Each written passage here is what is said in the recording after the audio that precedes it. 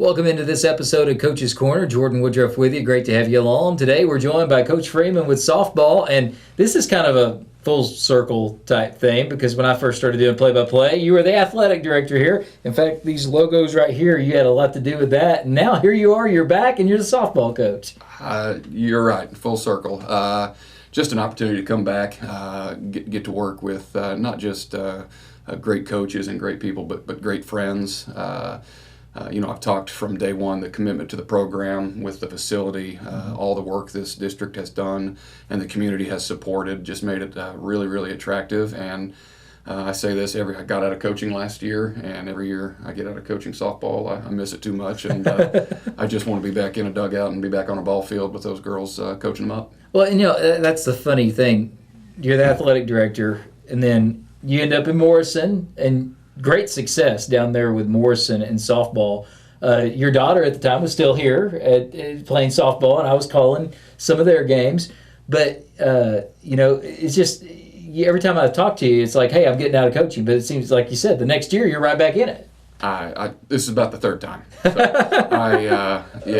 I'm kind of the Brett Favre of softball coaching, I guess. I retire, stay away for a year or two, and then I come back. But it was just... like I said, with just where things were at, it seemed, when they called me up, it just seemed like a good fit in the right time. Yeah, and, that's one of the things. You started really seeing the facilities get updated while you're here after you left the bond issue, which, of course, affects softball directly, as you guys are getting to see right now with the field. How interesting is it, and what's it like to think that you're kind of the start of this turnaround, maybe a little bit with Ponca Athletics recently, and now you're back, and now you're not the athletic director, you're the coach of the softball team, and you're trying to get a turnaround with that, a team that hasn't been to the state tournament in 30 years. It's just the whole thing is exciting. That's really what it is. And, I had the opportunity, like you said, having spent the last few years at Morrison and were able to play them in the summers, even play them in a regular season game. I know we came over a few years ago when I was at Morrison and Ponca City beat us in that first game of the season, and you look out there and they were all underclassmen, and so certainly when you're thinking about jobs, you're like, there's some ability there. These girls are good softball players. What I've found in the few months I've been around them is they're better young ladies than they are players, and it's just like you said, it's just kind of exciting to get to be back in this chair and to see. It's a long season, but we're going to get better and better and better, and we have every intention of not backing down from a goal of being in the state tournament. Right. Well, you make a turnaround there in Morrison, do some wonderful things there, but we talked about this even as an athletic director. When you make a change from a smaller to a bigger school, there is differences, and a lot of that is the competitive level. You're going against, a lot of times you're going against sometimes a D1, at least a college softball player every night in your district, it seems like, right? So talk about how you can transfer what you're able to do maybe at Morrison, a small school, and how that transfers to maybe a bigger school. I think just the transfer is the biggest part is getting kids to buy in, getting your parents to buy into your program, and just getting them to really play hard for you, because like I said, the season, there's going to be ups and downs, there's going to be wins and losses. It's just buying into the coaching staff and our philosophy and things of that nature, and that's happening already. We've already seen some progress. We know that we always have work to do. We're always going to try and get better. I will say the big school to the small school thing, I think that's probably, like you said, the biggest difference is just the depth of talent of the opponents. Yeah. Obviously, when I was at Morrison, we played some really good teams, and obviously state tournament teams saw some, Division I. In fact, the last title we won, we beat a girl that's going to OU in the circle, right. But not day in, day out. Right.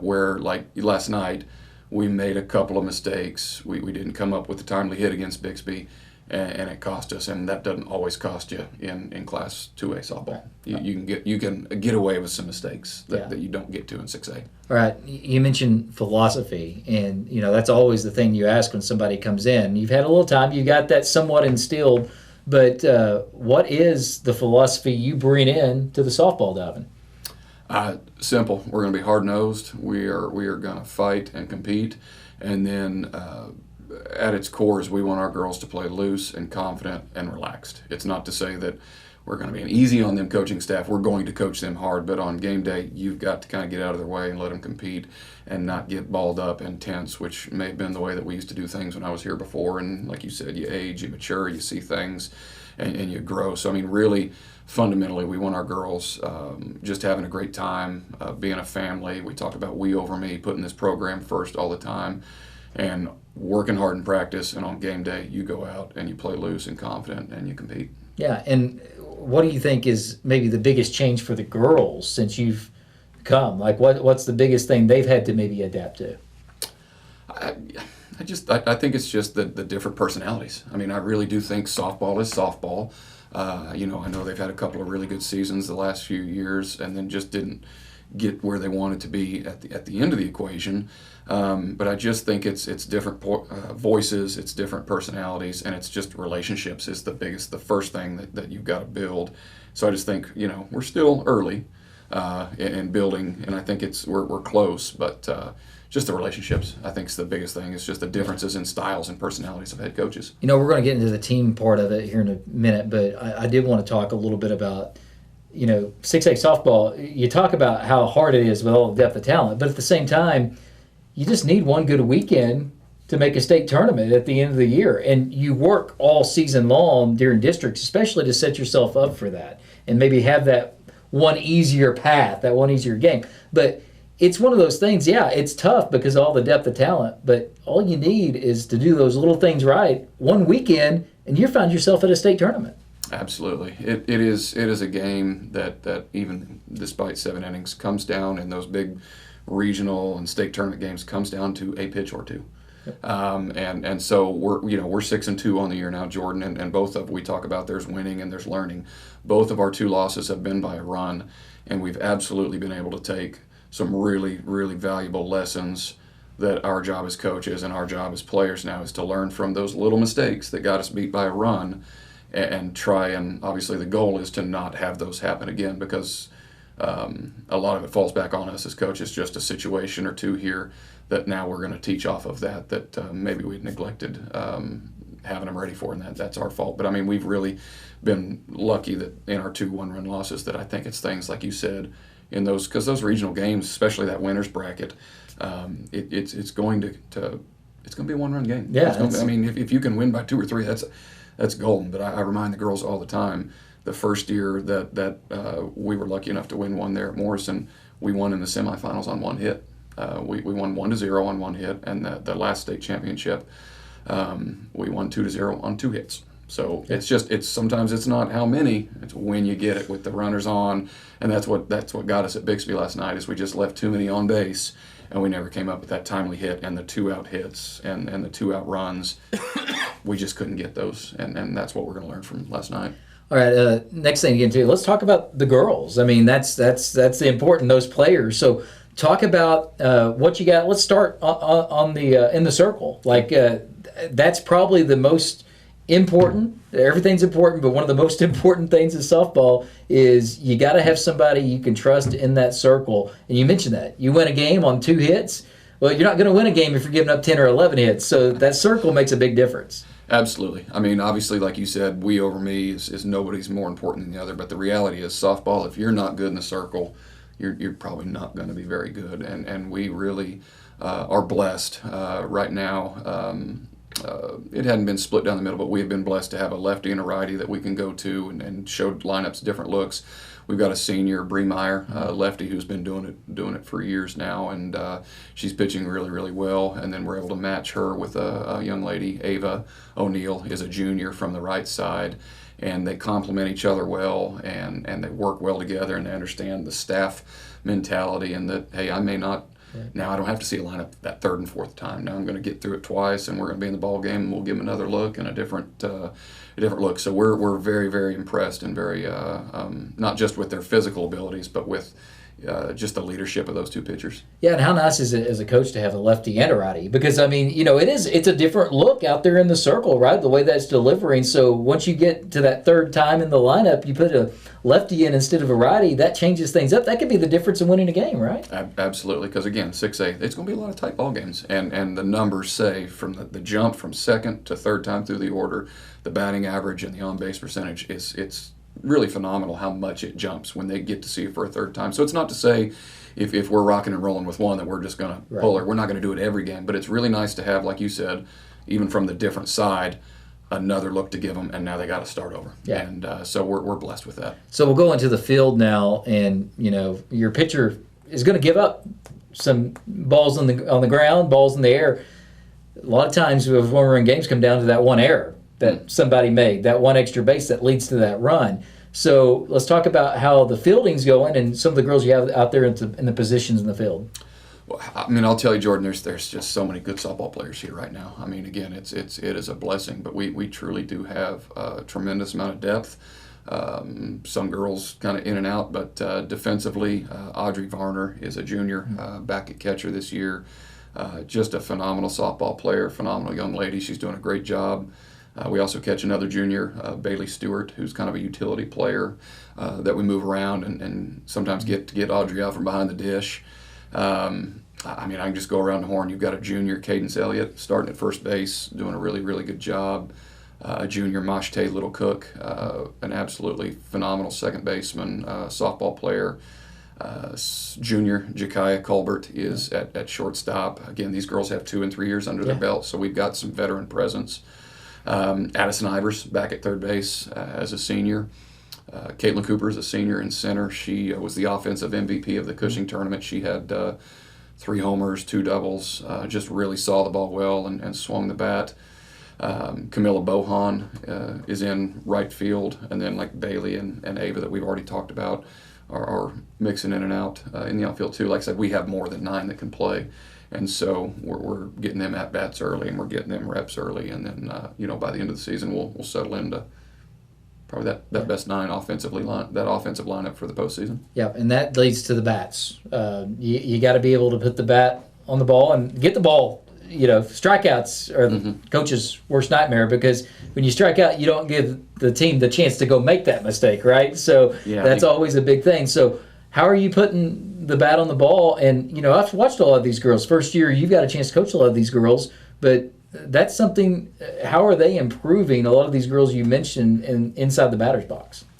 I think that's the you try not to overanalyze stats, but in looking at last year's numbers, the coaching staff, to us, what kind of jumped, that was the area of the game that we could improve the most. That's not to knock anybody last year or anybody else, but we saw that we could get better there. We could hit for higher averages. We could hit, on base percentage and the OPS and all those things. On base is more important than average, but we saw that there was some improvement.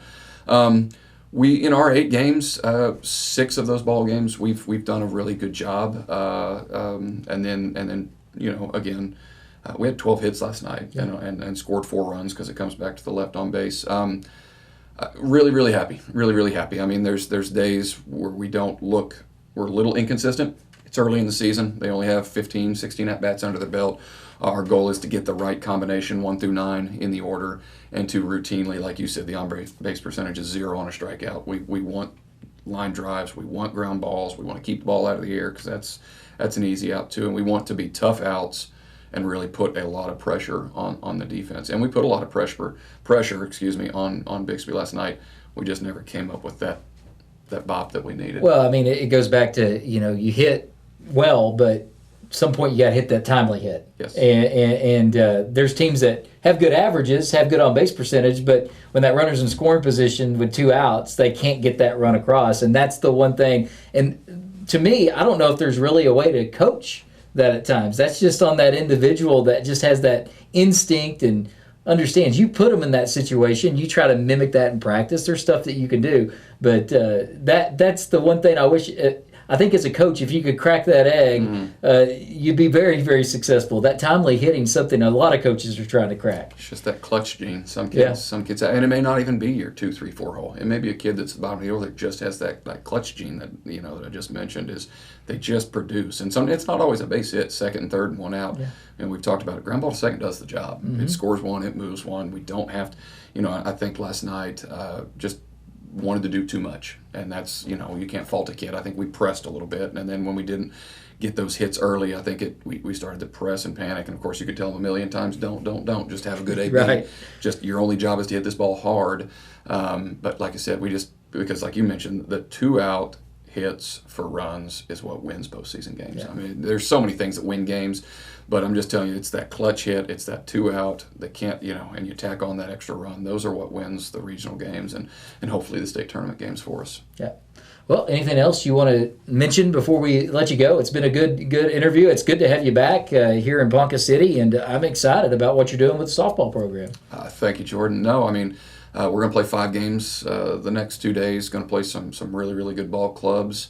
And then what I would tell folks is next Monday, the 26th, we host Jinx for a district game. We're going to have a ribbon cutting ceremony and kind of celebrate that complex. So I know we're going to have first pitch and cut the ribbon. And so we'd love to see. We play at home Tuesday, too, with Mustang, who was the undefeated district champion. So we need folks out for the Jinx and Mustang games on Monday and Tuesday. And the bigger the crowd, the better. And they're going to do some sponsorship stuff for that. You can check it out for the school website and athletics with some of that. And then looking at the schedule, too, because of the way it's worked in the past, you got it's a gauntlet. Once you get through, it seemed like next week, you just got bang, bang, bang, bang games coming up, a lot of them at home. Correct. And I'll be honest, the way the schedule that we inherited this year, with 2 tournaments the first 2 weekends. I mean, we played 7 games last week. We're playing 6 games this week. I mean, we're going to have 13 games under our belt in 2 weeks. And then, like you said, it's a lot of district ball games, and those are the ones that count because that'll determine, what we do in the postseason and where we go. So, I mean, the goal always is to win the district. I mean, that's it. But as far as when you look at your district overall, Mustang's a really good team. They got a lot of good future college athletes on that squad. But when you look at your district overall, what's your goals? Like, what are the goals outside of just winning the district you want to do on night in, night out? We've talked at length. I mean, like you said, I mean, obviously Mustang is an excellent program, but you just kind of you try and set small goals. We want to try and get to 10 district wins. 10 puts you in a really good to at least be competing for that second spot, and the top 2 get to host. We want. Again, you don't ever say you're okay with losing a game. You want to sweep them all. You want to win every single game. But generally, the recipe for having a chance to be in that top spot or 2 is you have to sweep the bottom half, and you at worst have to split with the top half. Well, not everybody's OU softball can just win every game, right? No, I like some years, right? I would not know anything about that. So. But I mean, we think if we play the way that we're capable of playing, that we should give ourselves a chance, and that's all you can ask the girls is to give yourself a chance late. Is to hopefully we would love to host a regional. All right, Coach, we really appreciate it. Best of luck, Sure. And I would love to see you guys hosting a regional before it's all said and done. I want to say thanks to Chris behind the camera as always. Thanks for you for watching. That's going to do it for this week's episode of Coach's Corner. Thanks to Coach Jared Freeman with us with girls softball. Jordan Woodruff saying until next time, go Cats.